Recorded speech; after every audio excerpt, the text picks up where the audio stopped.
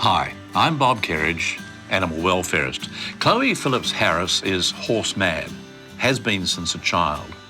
At the age of 25, in addition to running her own riding schools, her passion also takes her around the world in her own time and with her own funds, working for a charity dedicated to educating people in the welfare of horses and donkeys.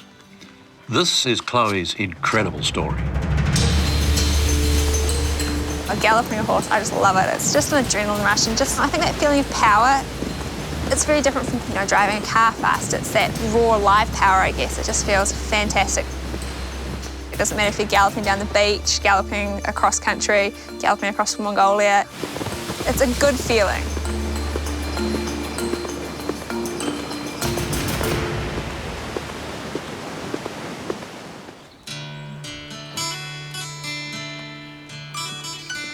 I'm really lucky to live in the beautiful Bay of Islands in the winterless north and have a farm here that me and Mum run and have the horses. I was born in Texas but moved here with my mother when I was 10 months old, luckily for me, so I could have lots of horses. It's pretty much me and Mum on the farm. My father lives in Opua and he's a bit of an adventurer as well. He built a sailing ship, like an old pirate ship type thing, and sailed around the world, and that's how my parents met. And I think I was definitely lucky to have two adventurous parents, which probably helped inspire me in some of the things I've done. I just knew she needed a farm because we had 7 acres, but that wasn't big enough for the number of horses that we were acquiring. You have to act quickly with children because their childhood goes so fast. You can't wait till it's right for you. You have to do it when it's right for them. I got my first horse when I was 6.5. She was just a terror. You'd go out for a ride and you'd get to the top of the hill and she'd turn and just bolt down at full speed. And I just remember hanging on for dear life and having no control. And she wasn't a fun first pony. It was more, you learned to stay on her back and that was about it. By some fluke of luck, I went on my very terrible pony at the time and actually won my first competition. I loved it. It felt so good, and I kind of liked being on naughty horses. It just made it a little bit more exciting. She was incredible in her stickability too, because I had no ability to buy a nice horse. Even though I tried my best, I would always buy a horse that ran away or bucked or did something crazy. And the fact that she stuck with it was just amazing. Righto, let's go out and have some fun with old Billy. My mum, in desperation, took me to a horse trainer called Ken Dromgoole, and Ken's gone on to be my mentor throughout my riding career, and it's probably the reason that I'm still riding, because he gave me such a good base in understanding horses and how they work and how they think and how they react and how to deal with them and train with them. So I wanted to work a little bit on canter leads. I've just got one horse at home that's just being difficult, and I don't know, I feel like I'm trying everything with him. Okay. And it's not really happening for me. We'll go through a few things with this. This horse, he picks up both leads pretty good, so you can just hop on him and get the feel of him. Yeah. Chloe clicked onto it pretty quick, so, the world was her oyster, and she's done so many different things since way back then. Say, walk. Whoa. She told me I was her mentor. It's kind of like, wow, I think it might have changed roles there somewhere. It's like I look at what Chloe's doing and I'm going, wow, that's a good idea. Yeah, see, he's not happy on this lead, is he? Nah, not at all. What am I doing here? It's really just a matter of really getting him smooth in the trot on this side. Yeah. So when you're wanting him to straighten up and canter to the left, he's kind of wanting to stay like this. Yeah. Because it's really a conversation. You're having a conversation with the horse, trying to keep him in the right mindset.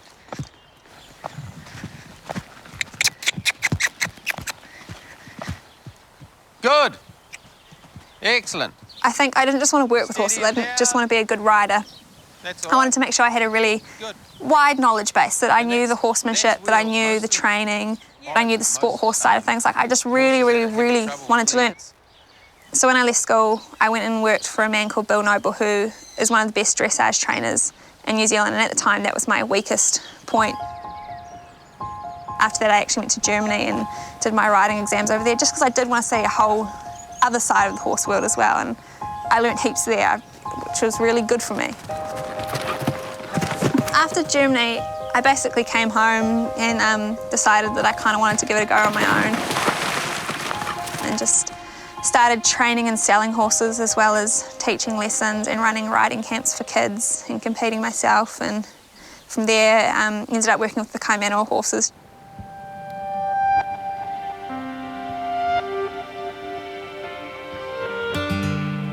I always really wanted to see if I could train a wild horse. Like, could I take something that had never been handled by humans and turn it into a show horse or a riding horse or a competition horse? I think it's actually a lot quicker than people think to domesticate them, if you do it right. For me, I've got my way of doing it. It's really, really quick and it's no stress to the horse. So usually they arrive on the stock track, I leave them to settle in for a day, and then the next day you might separate one off and just start working with it, getting it comfortable being around you, and then putting the halter on it. And once you've got the halter on, within minutes you can actually teach them to move off pressure and understand that, if you're pulling on the lead rope, it means look this way and then take a step this way. Chloe does this incredible, gentle, natural horsemanship.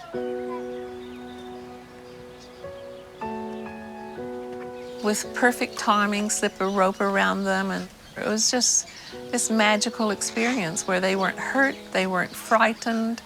And like she says herself, they've never had a bad experience with a human, so they're open-minded to what you're going to do.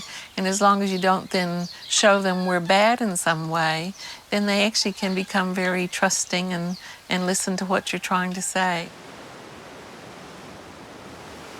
Probably out of all my Kaimanawas, the star of the show is Fern, and she came from the 2010 muster.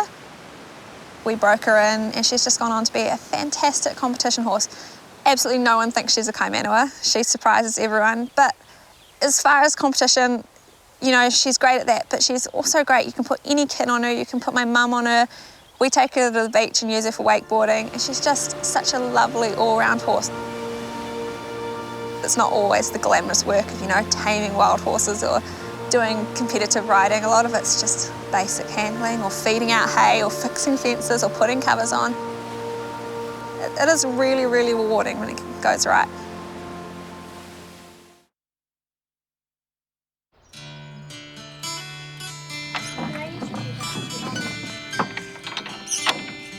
With the riding camps, I used to go on camps as a kid, and I just love it. It's just the best memories of school holidays, is being on camps with all my friends and riding your pony every day and jumping every day and, being away from your parents and eating lollies and all that kind of stuff.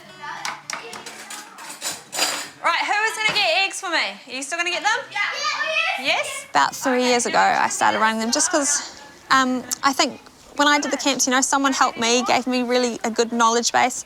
And I think you do have to pay that knowledge forward in a way and teach the next generation what you know. All right, guys, how are we all going? Ready to make a proper start? We're going to lead them. We're going to lead them way out in front. And that way, hopefully, if we stop, they're going to stop and not just bowl us straight to the ground. So see this kind of stuff? He's kind of not listening. Like, it's not too dangerous, but one day we'll want him to do something, he just won't move. Good boy. So we'll all have a little go. And if you're leading them along and you stop and they don't stop, you're just going to bump them a little bit with the rope and have them just back up to a nice safe distance, okay? For me, it's really important that the kids are safe with their ponies. So the first thing I do with every riding camp is make sure that just basic stuff, like they can lead their horses safely, that their horse isn't going to run over top of them as they're leading. So teaching the kids, to be a safe distance from their horse, and teaching the ponies that they need to be a safe distance away from the kids that are leading them. All right, so do we all think we've got a bit of control and we can get on our horses going to be okay? Sinking your heels down. Some of the kids I've been teaching for a few years now, and it's so cool to see how much they've progressed in their achievements. And I get lots of satisfaction out of, teaching them all I know and hopefully hoping them to go on and have a career with horses. Heels down, eyes up. Looking up, Hamish. Yeah, better.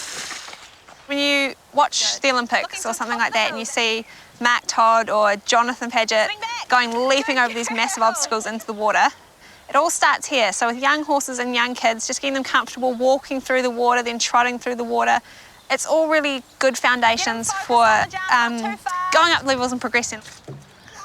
He thinks, oh, the rain! Ask him to go. Oh, Good girl. And sit back. Good girl. There's a lot of patience involved. And I think teaching is actually really difficult. I'm getting better at it, but you know, to begin with, it's really hard to say things in a way that kids will understand. But yeah, I really love it, and it is really difficult, but it's rewarding at the same time. Good girl. Eyes up. Good girl. Give him a pat. That's so cool for a young horse. We both got our horses from Chloe, so she knows our horses pretty well as well and can help out. She builds my confidence so much. Like, she'll just say, do this, and then you'll do it, and then you'll be like, oh, that's so fun. Yeah. And she's just so kind to the horses, and she knows the horses. She can, like, read them like a book. Good. Give him a little rub. Just let him look down for a second, because he goes, oh, it's a bit scary. The water's okay, Fluffy. I've been teaching him how to go through water, and I've been doing that by letting someone else go first and then Fluffy following. Good. Give him a big rub on the neck. Fluffy's so brave. A horse reacts to things around them. It doesn't really plan ahead how it's going to react. You know, if something scares it, it runs or it bolts or it turns or it bucks. It doesn't plan the day tomorrow and think, oh, I might buck with this rider at this point. You know, it's only ever reacting to what's happening directly around it. And I think it's really important that horses are treated like horses and not like a dog. Brilliant! And keep going straight for a bit longer. Looking straight. Chloe's just really good luck. It was actually her who got me riding in the first place with one of her horses at the Paihia Pony Club. And after that, I was just hooked, and yeah, it was just real good fun.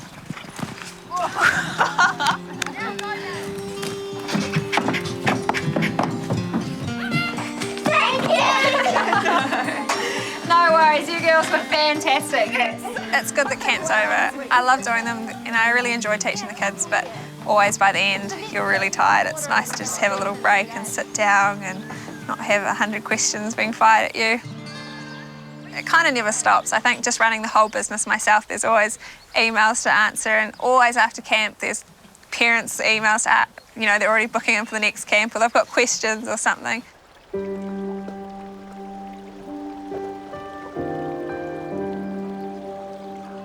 I was just looking for something different to do. Just looking for something that was a bit more meaningful, I guess. And I just happened to be on Facebook one night and saw these pictures going up, and I thought, oh God, these are horrific pictures of horses in Egypt. I'd really like to be able to do something. And the lady putting the pictures up I'd never met, but her name was Michelle. And I emailed her and said, please, please, please let me come on your trip. I really, really want to do it. Like, I'll do anything, just please take me. And luckily she said, yes, come along. And I never met her before I got to the airport, but it turned out to be one of the best things I ever did.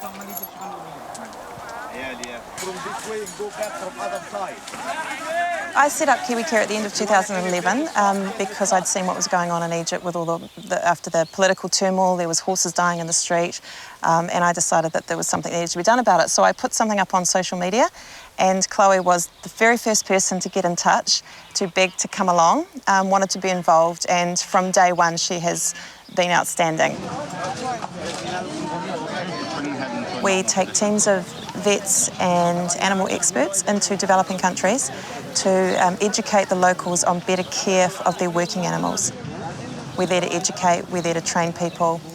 Without having a working animal that's going to be fit and healthy, the locals can't make an income. And in these countries, these animals are number one. I don't think I've ever seen such a messed up horse.